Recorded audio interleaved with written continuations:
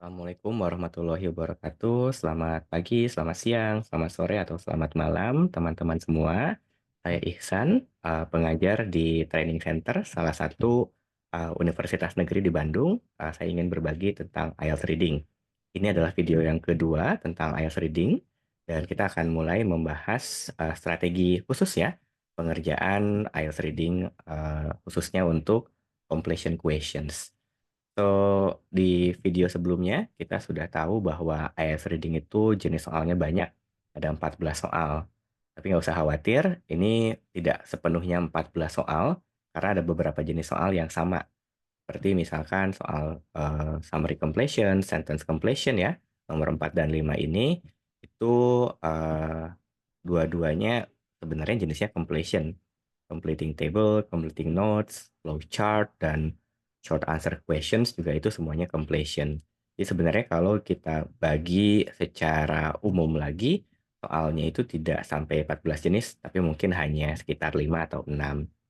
Nah, walaupun bentuk dari soal-soal itu sedikit berbeda, misalkan ini ada yang bentuknya flowchart, ada bentuknya pertanyaan, ada bentuknya sentence yang ada titik-titik ya, ada dialog rumpang, lalu ada paragraf gitu ya yang ada titik-titik, atau tabel seperti ini, atau misalkan diagram seperti ini, atau gambar seperti ini, itu intinya tetap sama.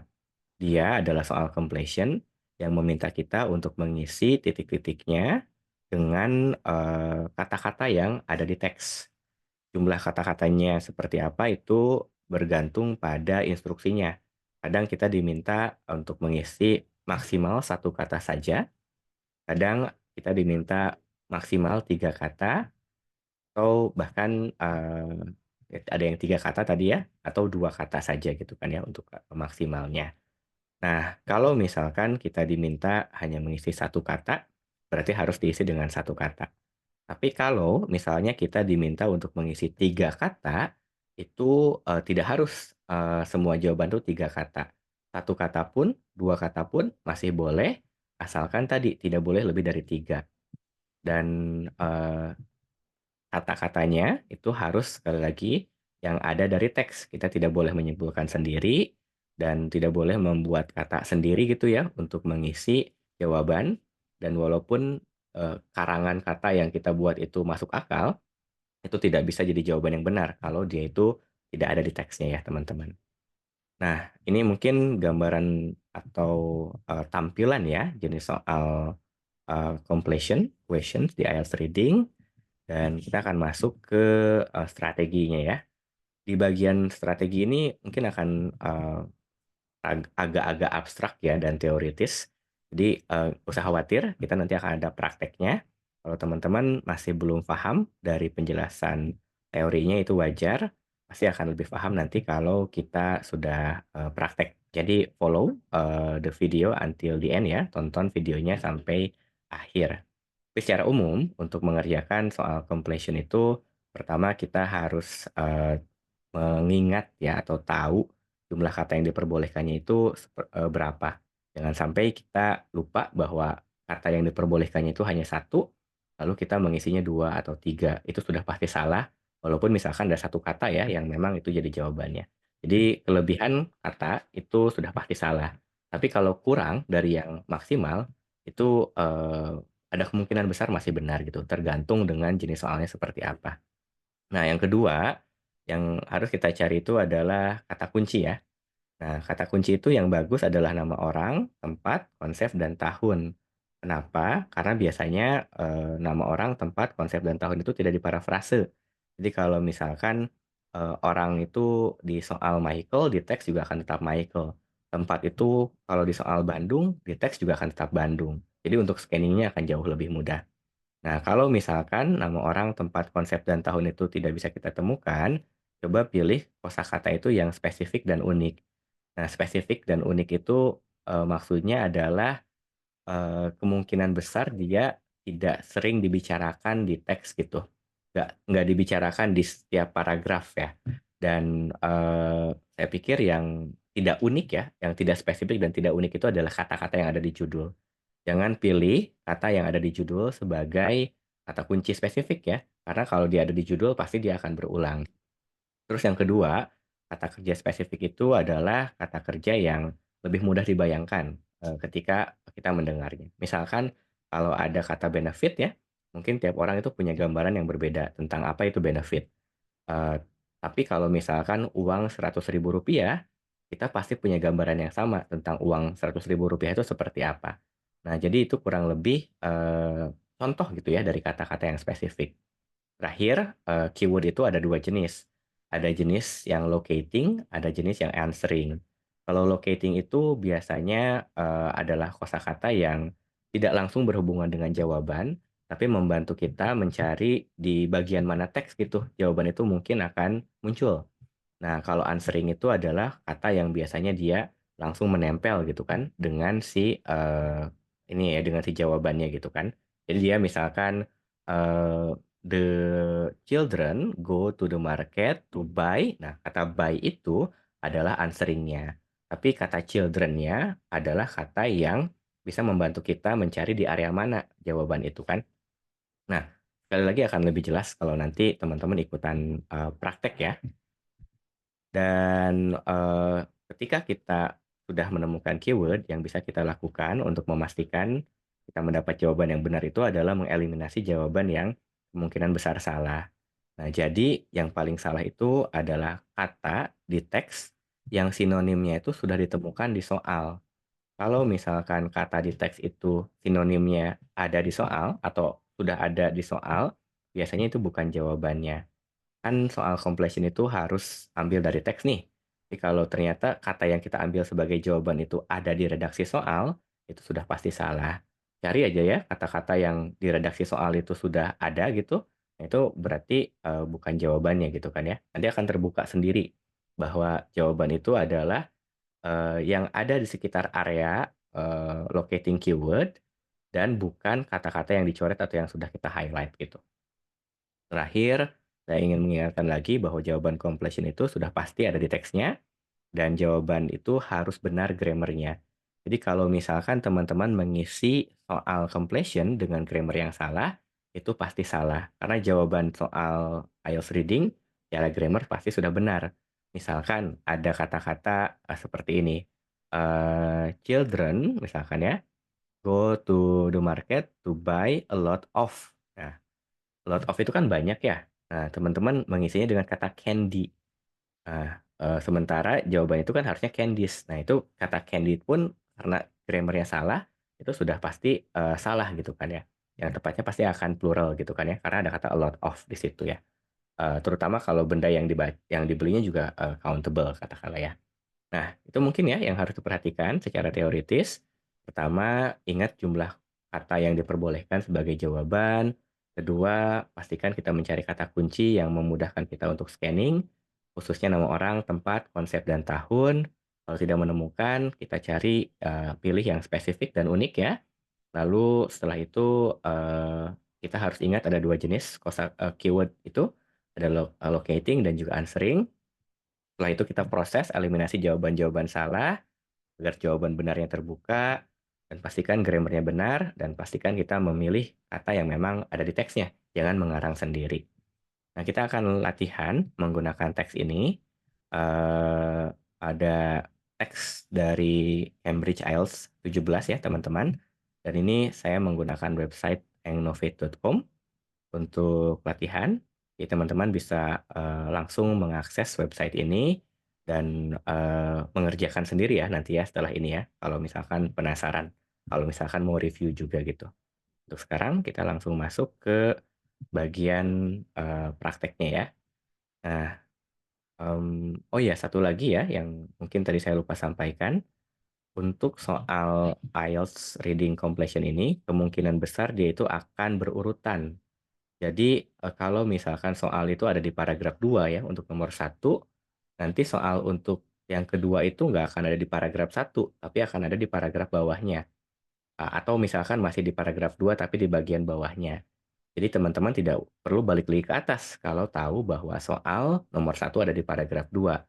Lebih baik fokus mencari di bawahnya, bisa di paragraf yang sama tapi bagian yang ke bawahnya, atau bahkan ke paragraf 3 atau 4 dan seterusnya. Dia berurutan tapi ya, tidak selalu berdekatan ya. Nanti kita bisa juga lihat nih, strateginya gimana untuk menentukan apakah jawaban completion itu kemungkinan berdekatan atau tidak ya. Nah, baik ya, kita mulai latihannya. Jadi ini, kita bisa lihat ada soal completion untuk nomor 1 sampai 6 dan, pertama kita pastikan bahwa kata yang kita masukkan itu sesuai dengan arahannya, yaitu one word only. Ini saya highlight supaya tidak lupa ya, hanya satu kata saja berarti yang dibolehkan. Nah, terus, yang kedua, kita coba cari keyword-nya. Kebetulan di sini ada tahun kan. Nah, tahunnya itu adalah between, 1800 and 1850. Nah, ini adalah keyword yang bagus untuk locate di answer-nya itu di sebelah mana, karena dia itu tidak akan diparafrase ya, kemungkinan besar ya. Dan, kedua, kita coba cari, keyword-keyword, khususnya yang answering ya. Nah, di sini yang answering itu berarti yang nempel dengan, dialog berumpangnya, dengan kotak kosongnya. Dan kotak kosongnya itu mengatakan the bla bla blalan dan increase, gitu kan. Nah, berarti nanti kita harus cari nih kata increase di teks gitu. Karena, itu akan memberitahu kita apa nih yang increase itu sebenarnya gitu kan. Nah, ini kita sudah temukan, untuk nomor 1. Nah, sebelum mengerjakan sekalian aja teman-teman cari keyword-keyword untuk nomor selanjutnya biar nanti proses membacanya itu tidak bolak-balik ya. Nah, lalu kita lihat di sini untuk nomor 2 mungkin yang akan jadi locating keyword yang bagus adalah Charles Pearson karena dia adalah nama orang. Nah, setelah itu untuk nomor 2-nya yang harus kita, cari itu untuk, answering keyword-nya adalah better housing kan. Nah, better housing-nya itu in the. Nah, di mana gitu kan. Nah, berarti kalau in the dan berhubungan dengan rumah, dan juga ada kata move ya. Nah, ini berarti akan berhubungan dengan tempat ya. Nah, berarti kita cari nomor 2 itu berhubungan dengan tempat. Nomor 3 yang jadi, locating keyword-nya itu adalah person dan untuk, answering keyword-nya itu adalah agreed ya. Jadi, siapa nih atau apa nih yang setuju ya dengan Pearson's ideas. Terus nomor 4 keyword-nya itu adalah getting untuk answering-nya ya, dan mungkin juga needed ya, bisa kita temukan. Terus nomor 5 teman-teman bisa tebak apa nih yang bisa menjadi keyword-nya? Nah, keyword-nya itu betul adalah negative articles ya. Ini mungkin akan lebih masuk ke, locating-nya ya, tapi untuk answering keyword-nya yang nempelnya itu adalah kata appeared ya, appeared in the-nya. Nah, kita sudah menemukan 5 keyword-nya dan, oh ternyata masih ada nih 6 nih. 6 itu yang bisa jadi locating keyword-nya adalah cut and cover, karena dia adalah konsep ya, dan sudah diberi tanda kutip, nah berarti dia itu tidak akan diparafrase kemungkinan besarnya, cut and cover ini. Dan untuk nomor 6 khususnya itu ada kata brick arc, ini masih locating keyword ya, dan untuk answering keyword, ingat answering keyword itu yang menempel langsung dengan kotak jawaban, itu adalah covered with. Oke, ini adalah, answering keyword-nya ya. Nah, setelah ini, kita bisa mulai langsung mengerjakan ya. Nah, kita, pertama berarti harus mencari kata-kata 1800 gitu kan ya, dan ini nomor 1. Kalau teman-teman, mengerjakan soal awal, mungkin harus curiga bahwa soal itu jawabannya akan di awal juga gitu kan ya. Terus yang kedua, kalau misalkan kita mau agak jauh ke sini, ini kan sudah 1851 nih. Jadi kemungkinannya kecil jawaban itu ada di sini karena ini sudah lebih dari 1850. Apalagi paragraf selanjutnya nih udah 1854, apalagi yang selanjutnya itu sudah, 60-an. Jadi untuk nomor 1 kemungkinannya, lebih kecil ya kalau dia itu ada di paragraf 2 gitu. Nah, kita berarti cari nih di bagian pertama ini dan akan menemukan ada kata 1800-an. Nah, 1800-an itu kan berarti masuk nih between 1800 dan 1850. Dan di sini ada 1846 juga masih masuk nih untuk between 1800 sampai 1850 kan. Nah, selanjutnya yang harus kita cari itu adalah kata increase. Kalau misalkan teman-teman perhatikan di sini, ini ada kata increasingly kan. Nah, apakah jawabannya congested karena di sini ada increase? Nah, bukan. Karena congested itu adalah adjektif, kata sifat. Sementara nomor satu itu dia membutuhkan kata benda. Karena di sini ada kata the-nya. Nah, berarti sinonim dari kata increase di teks ini bukan increasingly. Ada yang bisa mungkin teman-teman bisa cek gitu ya. Kira-kira sinonim dari kata increase untuk di teks itu adalah kata apa nih? Antara 1800S sampai 1846. Nah, bisa ketemu ya bahwa sinonim dari kata increase itu adalah kata grew. Nah, jadi kata grew ini adalah sinonim dari kata increase. Mau meyakinkan, kita coba cari kata rapidly. Nah, dan sinonim dari kata rapidly itu adalah at an astonishing rate. Nah, berarti jawaban itu lebih dekat di sentence pertama atau di baris pertama dibandingkan di baris kedua. Karena walaupun di sini ada kata increasingly, di sini tidak ada bagian ini ya, tidak ada sinonim dari kata rapidly-nya.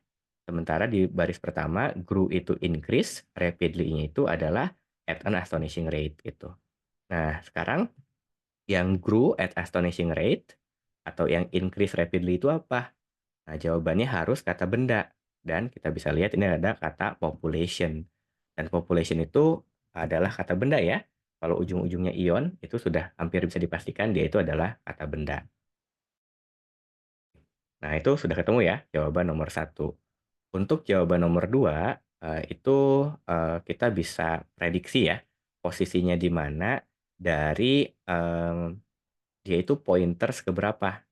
Kalau diperhatikan, nomor 2 itu adalah pointers keempat ya teman-teman ya. Ini kedua, ketiga, dan keempat. Dan artinya itu akan melewati bahasan-bahasan lain dulu gitu kan ya. Akan ada bahasan tentang streets were full of horse-drawn vehicles gitu kan ya. Akan ada bahasan tentang Charles Pearson gitu kan ya. Barulah masuk ke nomor 2 kayak gitu. Nah, artinya kalau seperti itu kita tidak usah capek-capek cari di bagian bawah paragraf satu ini. Karena kemungkinannya nomor 2 itu akan muncul setelah ada kata Charles Pearson kan, di sini kan, the proposed solution ini. Nah, karena Charles Pearson-nya di sebelah sini, nah, dan bahkan untuk Charles Pearson ini bukan soal nomor 2, bagian atas dari paragraf satu itu bukan merupakan jawaban atau area di mana jawaban nomor 2 itu bisa ditemukan. Nah, kalau mau diyakinkan, ini kan ada kata full of horse-drawn vehicles ya. Nah, full of horse-drawn vehicles itu bisa dilihat ada di sini nih. Full of horse-drawn traffic kan. Nah, jadi ini ya sudah pasti bahwa ini bukan untuk nomor 2 tapi untuk pointers yang di sini gitu. Nah, selanjutnya Charles Pearson pun itu bukan jawaban untuk nomor 2, tapi dia itu bisa menjadi locating keyword yang membantu kita tahu di area mana jawaban nomor 2 itu akan muncul. Nah, nomor 2 akan muncul setelah pointer tentang Charles Pearson, dan yang harus kita cari itu adalah kata better housing sama move ya. Nah, kita cari nih kata move itu apa sinonimnya, dan kita menemukan kata relocate kan. Nah, relocate itu adalah sinonim dari kata move. Nah, berarti kalau seperti itu akan mulai dekat nih jawaban itu. Lalu people, oke. People itu adalah sinonimnya adalah the poor workers. Oke, berarti jawaban itu bukan the poor workers, bukan relocate. Karena relocate itu sinonim dari move, the poor workers. Katanya sudah ada di teks ya, itu adalah people. Lalu untuk better housing sinonimnya kira-kira apa nih teman-teman? Sinonim itu di sini nggak harus yang benar-benar sama ya artinya gitu, tapi juga bisa yang secara umum gambaran atau maknanya sama. Seperti kalau di sini itu artinya newly constructed kan? Karena kalau newly constructed itu berarti housingnya sudah lebih baik kayak gitu kan ya. Nah, di sini yang kita butuhkan adalah kata benda, dan kata bendanya itu harus ini ya, harus merupakan tempat ya. Nah, kalau gitu jawabannya sudah kelihatan ya. Di sekitar sini yang belum dipakai dan berhubungan dengan tempat adalah kata suburbs ya. Oke. Ya. Nah, ini jangan sampai kejadian seperti ini ya, nanti akan salah suburbs ya. Oke, itu nomor 2 ya. Nah, nomor 3, kalau tadi kan nomor 1 ke 2 itu agak jauh ya jaraknya. Nomor 2 ke 3 ini dekat nih teman-teman. Berarti kita akan menemukan jawaban nomor 3 tidak jauh nih dari sini. Dan yang terpenting adalah kita tahu locating keyword-nya, yaitu Pearson's idea. Pearson's ideas-nya ada di sini kan? Oke, Pearson's ideas-nya ada di sini. Dan yang harus kita cari itu adalah kata agreed-nya. Nah, yang agreed-nya itu adalah gain support. Nah, pertanyaannya adalah siapa yang support-nya? Atau kalau mau lebih yakin ya, kita cari sinonim dari kata a number of. Nah, dan sinonim dari kata a number of itu adalah some kan? Nah, dan akan langsung ketahuan di sekitar sini yang merupakan orang yang memberikan support itu adalah businessman. Jadi jawaban nomor 3 adalah businessman ya, teman-teman. Nomor 4 di sini dekat ya. Tapi kalau kita lihat ini sudah ujung ya paragrafnya ya. Jadi bisa jadi topiknya sudah berbeda dan yang harus kita cari itu adalah kata getting, needed ya, dan mungkin head problems juga harus kita cari ya. Nah, head problems kan kata-kata yang konotasinya negatif nih. Ada nggak nih teman-teman kata-kata yang di ujung sini dia itu negatif? Nah, dan ternyata kan tidak ada ya. Nah, berarti sudah hampir bisa dipastikan bahwa ini akan ada di bawahnya. Nah, kalau misalkan kita lihat di bawahnya, di sini itu ada kata head difficulty. Head difficulty itu adalah sinonim daripada head problems dan juga eh, untuk answering keyword-nya itu adalah sinonim dari kata getting. Dan yang di getting itu atau sinonim dari kata getting itu adalah in racing kan. Nah, mau yakin jawabannya apa?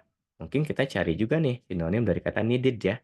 Nah, needed itu adalah for kan, untuk kan, dibutuhkan kan.